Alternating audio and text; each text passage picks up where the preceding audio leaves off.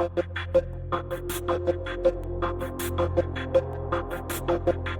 rekli, da ste bili živahen otrok, da ste staršem dosti sivih las povzročali, ali ste bili Jaz sem bila bolj miren?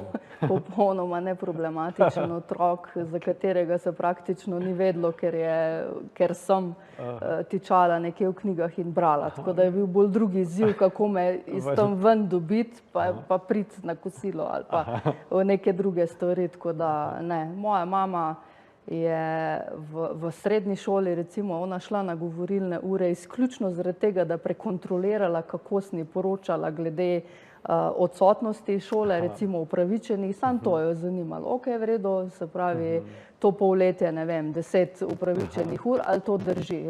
In pol mi je razlagala, da so se mamice na hodniku pogovarjale in da so rekli, kaj pa mislite, kako bo, pa to je rekla, noč kaj bo vse za ocene že vem, ker ona meni to sproti govori, ocene so dobre, jaz sploh nisem zaradi tega prišla, tako da.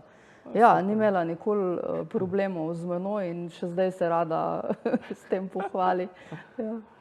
Dostikrat v družini je ena tabu tema in sicer pogovor o denarju. A ste se v družini pri vas pogovarjali kaj o denarju ali je bilo to bolj?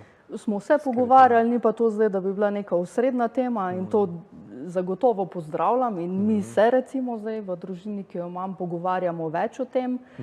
Je pa vedno bil poudarek na tem, da so finance stabilne, a ne, in da jih je potrebno imeti tudi za rezervo, pač nekaj za tekoče stroške in pa za rezervo v primeru kakšnih hudih časov, tako da to je pa oče prevzemal in še vedno prevzema pobudo v njunem odnosu zdaj, pač, ko sem jaz že nekaj let od doma in se mi tudi zdi to neka dobra popotnica, ki sem se jo naučila od njiju.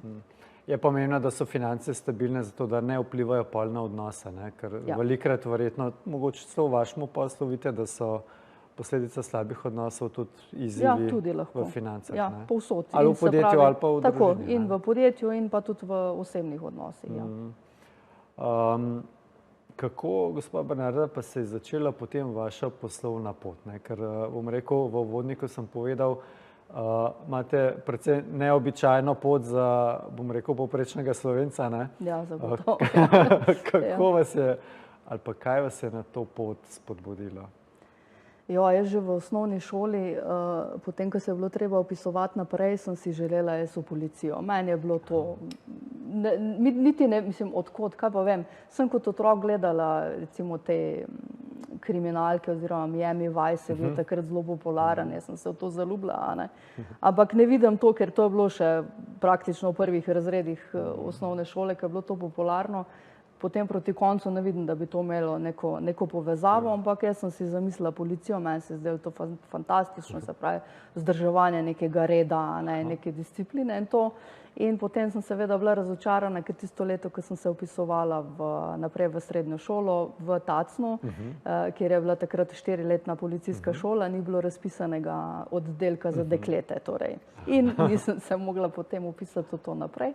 Šla sem potem, psihologinja svetovala, da grem neko gimnazijo, jaz sem pa že takrat razmišljala, ampak jaz, če grem gimnazijo, torej po 4 letih učenja, ne vem torej, kako mi bo šlo, ampak po 4 letih učenja sem gimnazijski maturant, torej nimam poklica, dočim pa ne vem, kako bo, kakšna bo situacija v teh 4 letih, vsekakor je neko obdobje, v katerem se lahko marsikaj zgodi, In sem rekla, ne, ok, grem jaz zdravstveno šolo. Na srednji zdravstveni šoli je bil tudi možen torej maturitetni razred na koncu, sem torej upravila in stroko, se pravi, kar se tiče zdravstva in upravila maturo in se potem upisala naprej na visoko policijsko varnostno šolo, torej mi je uspelo iti nekako v to smer nazaj, po mojih otroških željah. Moram pa reči, da tudi srednja zdravstvena šola je bila fantastična izbira.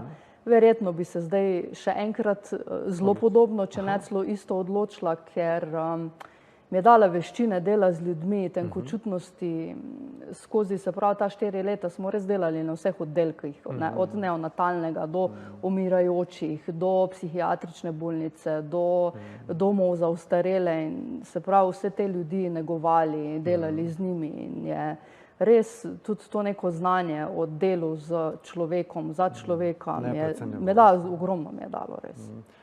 Glede na to, da čas res hitro beži, predlagam, drage gledalce, da si vzamemo par minutk za pavzo in potem se vrnemo nazaj z našo zanimivo gostjo.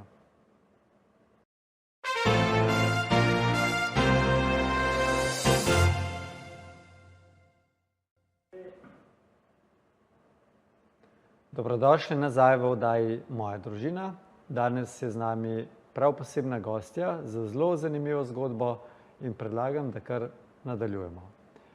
Bernarda, se pravi, imeli ste tudi zelo zanimivo pot uradne izobrazbe oziroma uradnega šolanja, se pravi medicinsko srednjo šolo in potem naprej na višjo Visoka policijska. Visoko policijsko, ja. Tako. Kako pa je naprej potekala? Ja, mislim, jaz, ko sem prišla na to visoko policijsko, takrat policijsko varnostno šolo, zdaj je to Fakulteta za varnostne vede, že dolgo let pod sklopu Univerze v Mariboru. Jaz sem se zaljubila v to institucijo, v predavatelje tam in še vedno vztrajam, tako da zdaj sem tik pred tem, se upam, no, da bo šlo gladko, da drugo leto doktoriram, no, upam. Wow, ja, čestitam. tako da sem se pravi začela tam, ostala tam in moram reči, da imam izjemno podporo, no, tako da tudi, ko imam kakšen strokovni izziv ali karkoli, lahko mi zelo veliko pomeni, da lahko katerega koli praktično od predavateljev tam pokličem. Grem na kavo, se skonzultiram in da imam res en dober odnos in dobro podlago. No. Kako se je pa potem začela vaša, bom rekel, praksa in potem podjetniška pot? Ja, to je bilo pa tako, no. Jaz trdim, da rabiš v življenju veliko znanja, rabiš veliko poguma, upati si, to bi tudi svetovala mladim, pač upajte si.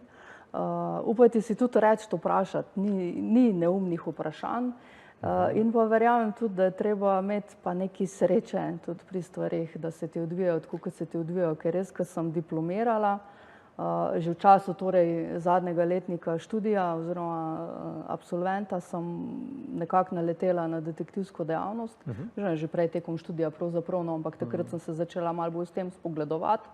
Jaz sem rekel, v redu, jaz bom pa ta izpit šla delati. Takrat je bil samo izpit, zdaj je po zakonu od leta 2011 je potrebno usposabljanje.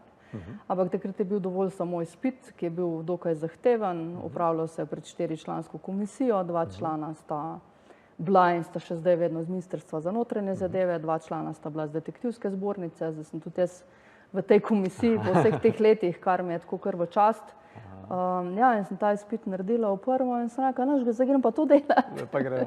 Brez da bi razmišljala, kaj sploh to pomeni podjetništvo, kako se pa najde posel, ampak me je bilo, ok, jaz grem to delati. Ampak že v času priprave na ta izpit sem pa jaz zbrala vso literaturo. Na kup sem se jaz dala to lepo sprintati, vezati in je takrat na izpitu to opazil takratni sekretar zbornice, gospod Kupnik, s katerim smo še vedno v zelo dobrih odnosih, prejšnji mesec sva bila na kosilu, smo obujala stare spomine in je on takrat rekel, kaj imate pa to, Bernarda? Ja, pač literaturo sem zbrala skupaj, pravi, bi lahko mi to kandidatom dajali. No in tako je nastal ta priročnik za detektive, čisti iz nekega pač vzgiba, če tako gledam. In potem že se pravi o podelitvi, torej ko praviš izpit, o podelitvi licence, izkaznice, je takratni predsednik rekel, mislim, Bernarda, gledajte, če je bilo kaj dela, pa to vas lahko kontaktiram, ja seveda, in glavno sem tako začela delati z danes na jutri, zato pravim, ja, veliko znanja, upati si, pa tudi nekaj sreče, recimo, da prepoznajo ljudje tvoje delo in da te vključijo. Pravijo, sreča spremlja pogumne, ne? Definitivno. Pogumne in tiste, ki jih ni strah iz dneva v dan pridobivati znanje. To je temelj vsega. A se mogoče spomnite, kje ste zaslužili svoj prvi evro, nam rekel, kaj evra takrat verjetno še ni bilo? Ni ga še bilo, ne? Svoj prvi zaslužek, ne? Od kje je prišel? Ja, v detektivskem poslu sem takrat, oziroma z bivšim predsednikom smo delali, ne bom rekla zelo zahteven, ampak zahteven nadzor bolniškega staleža, ker je delavka bila na bolniški in je to zlorabljala, se pravi, da je hodila okrog, ne bi smela, tako da ti se je delal tak nadzor, zbralo se dokazno gradivo, fotografije in to je bil tisti moj prvi zaslužek in ni bil slab. Ja.